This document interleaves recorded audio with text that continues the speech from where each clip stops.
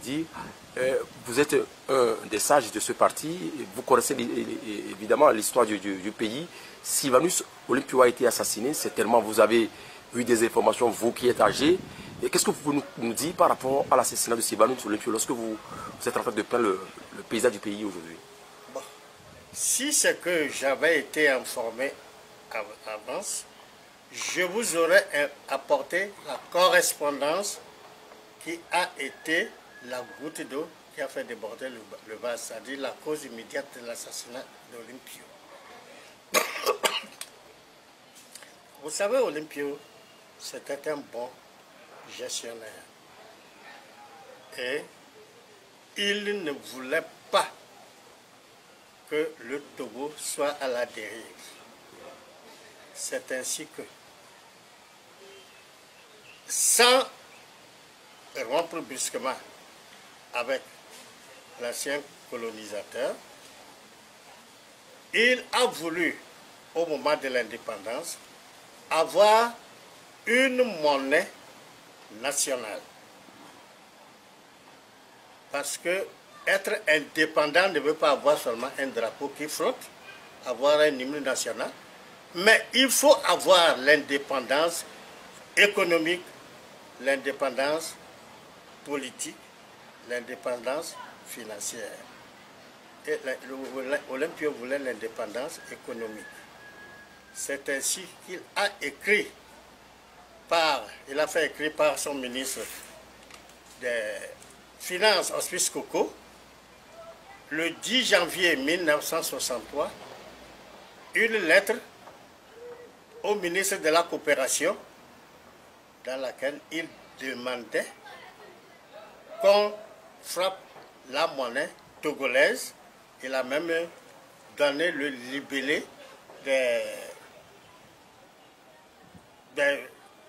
du montant de chaque, par exemple les billets de 10 000, 5 000, etc. et les pièces. Le 10 janvier 1963. Il devait aller à la conférence de Monrovia. Et de retour de Monrovia, il devait sortir de la zone CFA. Il aurait déjà sa monnaie. Je vous donnerai la lettre pour que vous puissiez informer les gens. Quand la lettre est arrivée en France, c'était au temps de De Gaulle et Foucault, ils se sont dit que ça, c'est un tsunami. Parce que ce petit pays auquel on vient d'accorder l'indépendance, s'il bat sa monnaie, les autres pays francophones vont l'imiter. Donc, il faut tuer, il faut casser l'œuf. C'est ainsi que les consignes ont été données de Paris à l'ambassadeur Métrier, l'ambassadeur de France au Togo ici, à Lomé, de tout faire pour que Olympio ne soit plus vivant avant de pouvoir quitter le Togo et aller encore à Monrovia. La lettre est... Enfin, les consignes étant arrivées, Jacques Faucard même s'est déplacé pour venir s'installer à Cotonou pour superviser l'exécution. C'est ainsi que l'ambassadeur de France, immédiatement, devait aller informer tous les Français qui étaient à la CTMB. Et en passant, il avait rédigé un mot, un manuscrit, qu'il avait mis dans une enveloppe mal fermée. Et en passant devant la gendarmerie, il s'est arrêté, il a interpellé un gendarme pour remettre la lettre au commandant Métrier qui commandait toute la gendarmerie du Togo. Donc, le commandant Métrier était sorti. C'est mon oncle maternel Namiyapte Lolé, qui était le serviteur du commandant Maîtrier. Donc il a reçu la lettre et comme c'était mal fermé, par curiosité, il l'a ouverte, il l'a lu. Il a dit, ah, c'est grave. Il faut éviter ça. Il a couru avec la lettre, aller montrer à Théophile Mali, qui était le ministre de l'Intérieur d'Olympio et qui habite non loin de la gendarmerie. Théophile Mali a recopié la lettre, il lui a remis et Théophile Mali est parti présenter à Olympio. Olympio n'a pas accordé une importance. C'est ainsi que Théophile Mali, lui, l'a fui sur le Bénin et les ministres qu'il a pu informer, eux, ils sont partis, certains vers le Ghana, d'autres vers le Burkina, je ne sais pas. Et c'est ceux qui n'avaient pas été informés qui ont été arrêtés. Donc le coup d'État a été fomenté par la France parce que Olympio voulait battre la monnaie togolaise. Voilà, le président Olympio a eu ces informations, mais il n'a pas pris soin de les prendre au sérieux. Il n'a pas accordé une importance parce qu'il comptait sur sa popularité.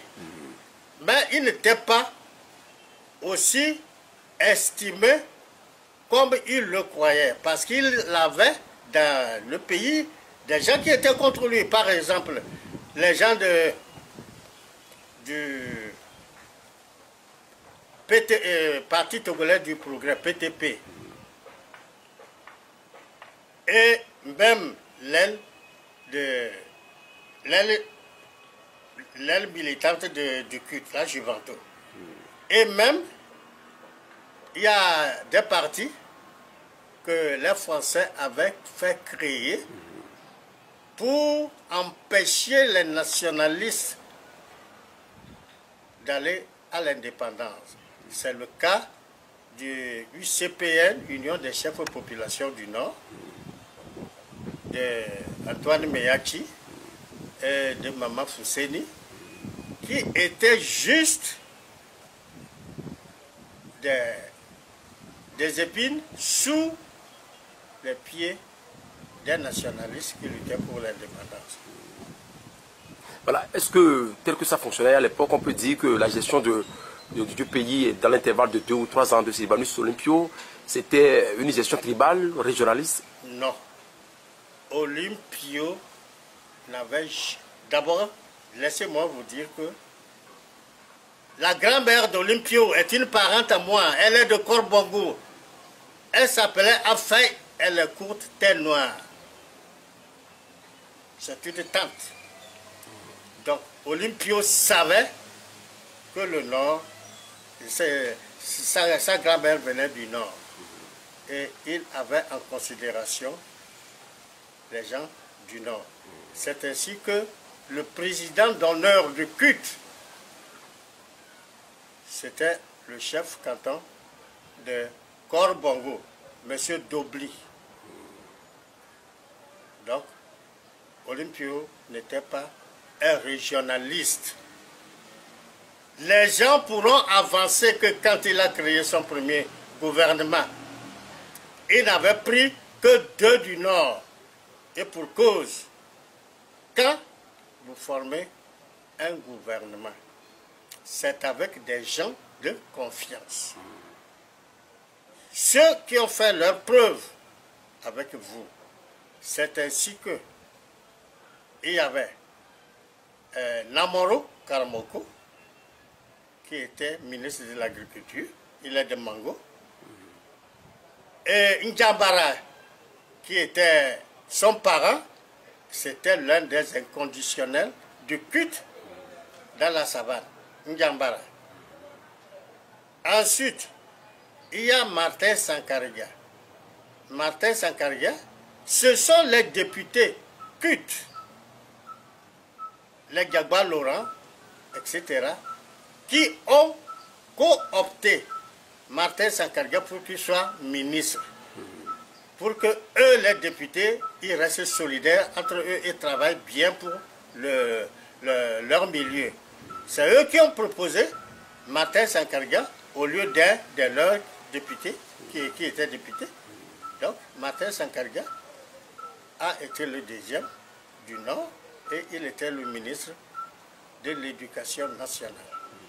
Donc, ceux qui disent qu'il n'y avait pas telle ethnie du Nord, telle ethnie du Nord dans le premier gouvernement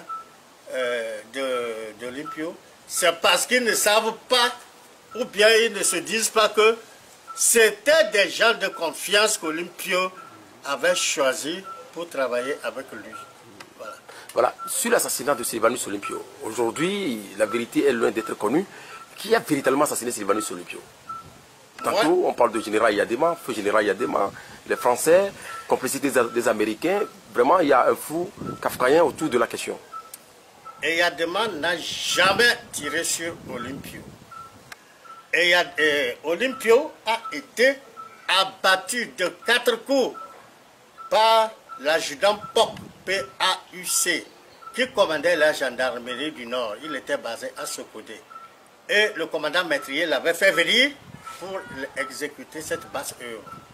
C'est l'adjudant POC qui a tiré sur Olympio. Voici comment d'ailleurs ça s'est passé. Et pourquoi Yadema a revendiqué l'assassinat de Sylvanus par Oui, après? c'est en connaissance de cause. Et Yadema a été acheté par les Français moyennant C'est-à-dire? de l'argent. On lui a donné de l'argent. Et il a accepté de dire que c'est lui. Il a protégé la France en se disant, en se passant pour celui qui a tiré sur Olympio. Non. Olympio est mort, tiré de 4 coups dans le dos par l'adjudant POC et le commandant, le commissaire de police qui a fait le constat du décès peut vous le dire. Goué Akoué, il est encore vivant. Il vous dira 4 coups c'est dans le dos. Et comment ça s'est passé? Quand les putschistes sont arrivés la nuit, vers 11 h de la nuit, Olympio n'avait que quelques policiers comme garde. Ils ont tiré des coups de semonce. Les putschistes ont tiré des coups de semonce. Olympio, qui était en culotte et en chemise, à son bureau, il rédigeait son discours pour Monrovia. Quand il a vu, il a dit, ah, c'est sérieux. Il a demandé à sa femme, Dina, d'éteindre et de se cacher avec sa nièce qui était, la nièce de Dina qui était avec elle.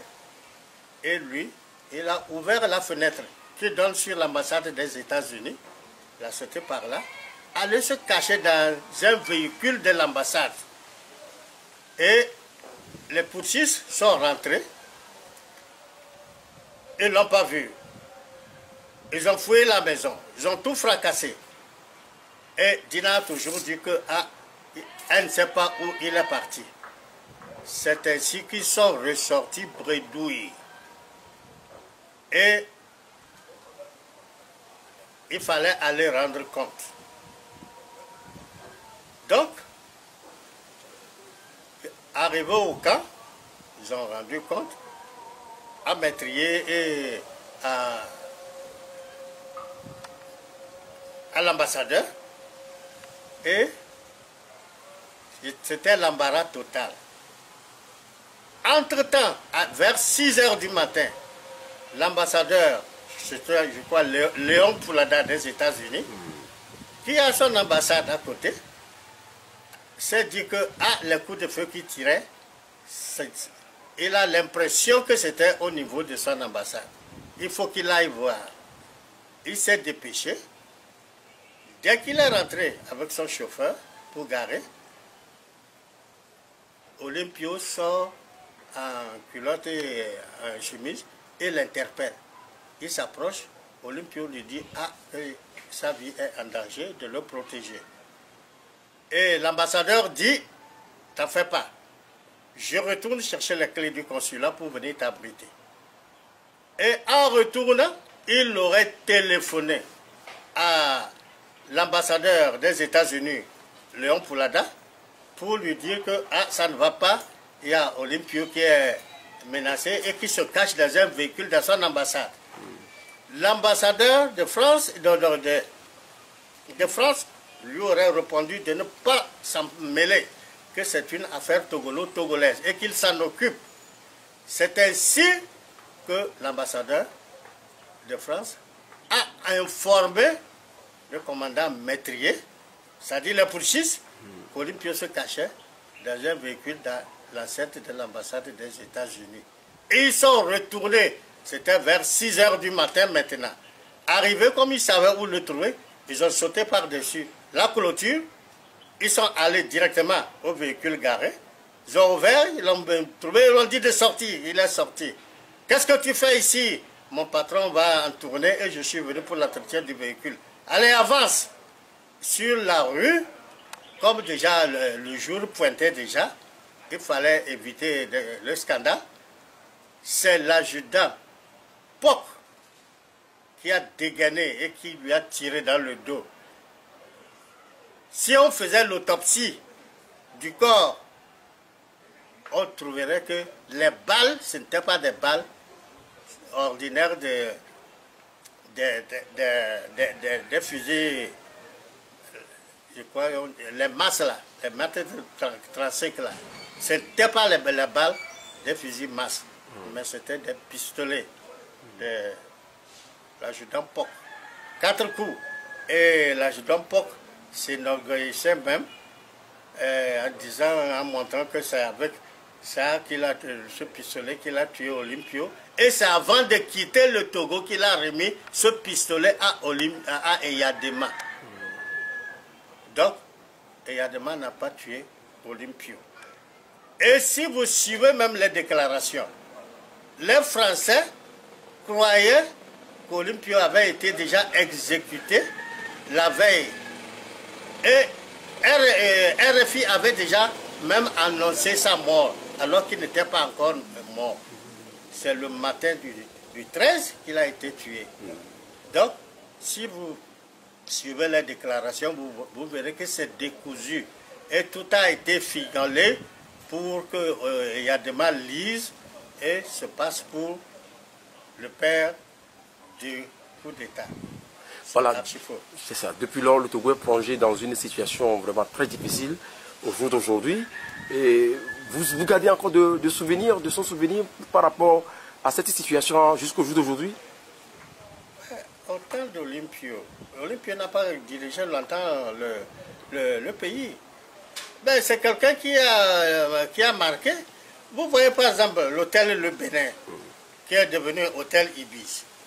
Olympio a retardé la proclamation de l'indépendance pour avoir des infrastructures pour accueillir les hôtes de marque. C'est ainsi qu'il a mis 2 ans pour construire l'hôtel Le Bénin. Et l'hôtel Le Bénin, pour ceux qui connaissent le Ghana, c'est une copie conforme de l'hôtel ambassadeur d'Accra, que Kwame Nkrumah aussi avait construit pour l'indépendance du Ghana. Donc, Olympio avait fait des choses, avait commencé déjà par prendre en main certaines choses. Et si je voulais vous dire, vous faire certaines révélations, je vous dirais que l'ambassadeur, le gouverneur Georges Spénal, en quittant le Togo, n'avait presque rien laissé dans le coffre de l'État. Lui-même, il avait puisé ce qu'il voulait.